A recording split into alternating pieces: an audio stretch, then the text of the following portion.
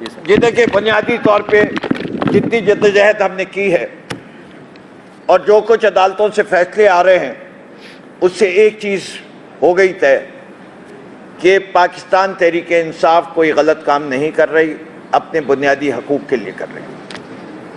دوسری چیز، آپ کا سوال ہے، میں اس کا جواب دیتا ہوں۔ آج رات سے اسلام آباد کے M P As, M N As, chairman, workers کے ڈالے گھروں پہ بھیجے جائیں گے اور ان کے گھروں پہ چھاپا ڈالنا، یہ بھی پی ٹی آئی کرا رہی ہوگی، اور تو کوئی قصوروار ہوگا ہی نہیں۔ یہ سوال کیوں نہیں پوچھتے ان سے جو ڈالے نکالتے ہیں کہ تم اس ملک کو کس طرح چلانا چاہتے ہو؟ کب تک یہ بندوق کی نوک پہ چلاؤ گے؟ کب تک تم عوام میں اتنی نفرت پیدا کرو گے کہ لوگ تمہارے ساتھ کھڑے ہونے کو تیار نہ ہو؟ یہ وارننگ ہے۔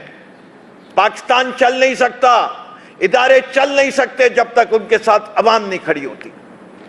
ظلم کرتے رہو، عوام تمہارے سے دور ہوتی جائے گی۔ ہمارا حق، ہمارا کام شعور دینا ہے، اور زیادہ سے زیادہ کیا ہوگا؟ کہتے رہو تم، کتنے ثبوت دیں؟ 70 سال کی عمر میں مجھے اٹھایا گیا، شعیب شاہین صاحب کو اٹھایا گیا، 2 ماہ آئسولیشن میں رکھا گیا، اس کے بعد 10 ماہ ہاؤس اریسٹ میں رکھے۔ اب بھی ہم کمپرومائز ہیں؟ کہتے رہے فواد چودھری صاحب، ہم نہیں ہیں جو بھاگے ہیں وہ ہیں، ہم کھڑے ہیں، کھڑے رہیں گے اور قربانی دیتے رہیں گے۔ کلیئر ہو جائے کہ we are not afraid, we are not afraid. اگر افریڈ ہوتے تو آج یہ پریس کانفرنس نہیں کر رہے ہوتے۔ جی بھائی،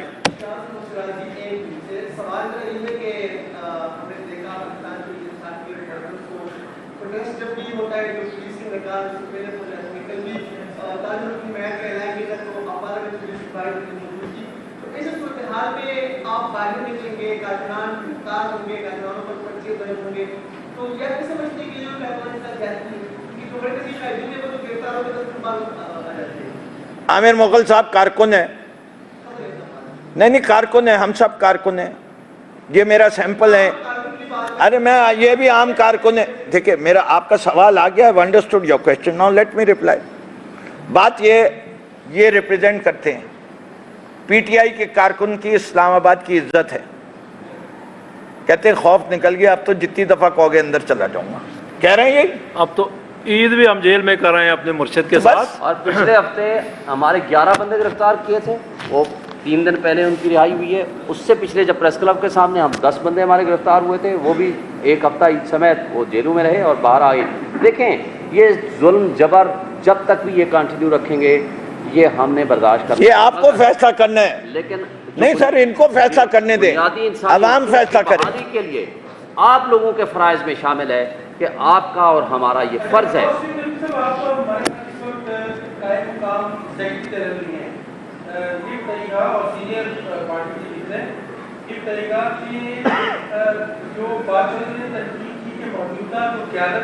جلسے سے ہٹ جائے گا۔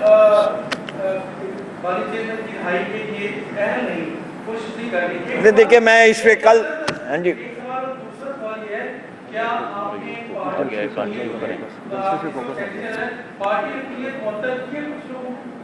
دیکھیے یہ سارا پارٹی کا ایک کانسٹیٹیوشن ہے، اس کے تحت یہ سارے معاملات ہوں گے۔ کور کمیٹی نے جو فیصلے کیے ہیں وہ اس کا اعلامیہ آ چکا ہے۔ آج ہم بات جو ہے جلسے تک محدود رکھنا چاہتے ہیں، اور جلسے کے سوال انگلی سے نہیں نکلتا تو ٹیڑھی انگلی کا ہم استعمال نہیں کرنا چاہتے، لیکن کیا کریں مجبوری ہے۔ ہم نے آئین کی تحفظ کی بات کی ہے، اور آئین کی تحفظ میں فنڈامنٹل رائٹ ہے فریڈم آف ایسوسیشن، دوسری فنڈامنٹل رائٹ ہے فریڈم آف اسپیچ۔ اگر ہم اب بھی پیچھے ہٹ جائیں گے تو وہ جو جیری مینڈرنگ ہوئی تھی 9 تاریخ کو، اس کے لیے عوام کے پاس پھر امید کیا رہے گی؟ یہ کوئی فرق نہیں پڑتا، لوگوں کو اس بات کا یقین ہونا چاہیے کہ اس زمانے میں بھی ایک حسین ہے، اور اس حسین जो इस जमाने का हुसैन है और जहां उन असूल की अक्कासी कर रहा है कि मैं गर्दन कटा दूंगा, हक से नहीं हटूंगा, वो कैदी नंबर 804 है। तो आप सबके जरिए हमारा फैसला है, हम अदालतों को दरवाजे को कल भी खटखटाएंगे, परसों भी खटखटाएंगे। फैसला ये कभी भी दें, हम अपनी तैयारी पूरी कर रहे हैं। हम समझते हैं कि पाकिस्तान के पुरअमन शहरी, पाकिस्तान के वो शहरी जो इस बात पे यकीन रखते हैं कि जमहूरियत की अक्कासी करनी ज़रूरी है।